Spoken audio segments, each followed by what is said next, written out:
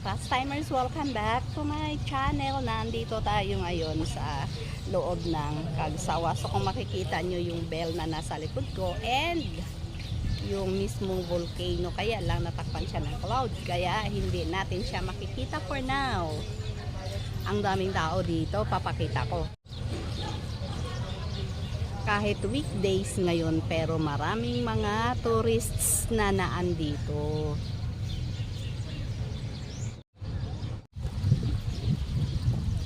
Hanap muna tayo ng makakainan kasi hindi pa tayo nag-breakfast.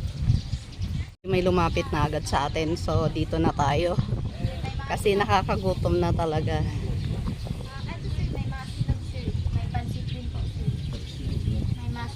Ano yung crispy yun? Orian? Durian muna? Oo yata. Ang sarap. Malutong yung bagnet. Ayan, umaambo na kaya balik na tayo sa sasakyan. Tapos na kasi tayong kumain at saka dumadami na. Balik na tayo sa sasakyan guys, umaambo na eh. Saka tapos tayong kumain, kaya siguro pauwi na tayo ngayon ng Gumaka.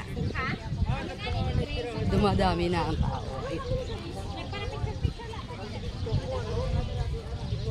Literal na taga Bicol sila kasi hindi ko maintindihan sinasabi nila eh. Nagpapara picture daw sabi. Ayan, namaambo na talaga. Pupunta muna tayo sa CR bago bumalik sa sasakyan. Ito yung hotel dati o open to. Mayroon pa man din yung pool sa loob, kaya lang ngayon sarado na siya. Guys, ito yung nasa likuran ko. Ruins pala to ng kumbento. Tapos ang ruins pala talaga ng simbahan ay yung sa lang, may bell. Ayan sa likuran ko. Sa ilalim niyan ay natabunan yung simbahan. Paulit-ulit ko na itong sinasabi tuwing pumupunta kami dito. So ibig sabihin pala, ang ganda nitong na to ay malawak, ang ibig kong sabihin. Ito daw ay kumbento dati. So ibig sabihin, ang laki ng kumbento na to. Kasi hanggang dun pa sa dulo eh. Ikutin natin ulit. Ang daming tao dito guys. Kaya maingay ang mundo natin. Ayan ang ganda. Oo. Tignan nyo naman kung gaano na siya kaluma. At saka kung ano yung materials na ginamit nila. Pang mga sinauna talaga.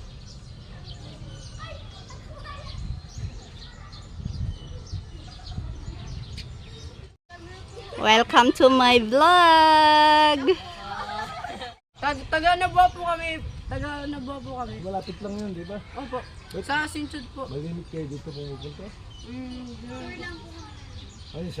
Sa klase niyo yun? Dito?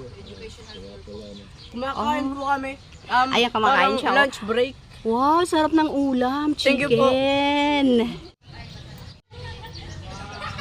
Ayun guys, nagkaroon tayo ng mga bagong friends. Yung mga estudyanteng lang daw sila dito. Nag-tour. Meron silang educational field trip. Ayun.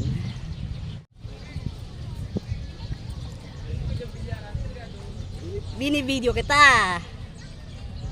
Kasi nagagala siya habang nakikipag-usap ako doon sa mga estudyante. Dito tayo sa souvenir shops. Titignan lang kung mayroon tayong magugustuhan para makabili.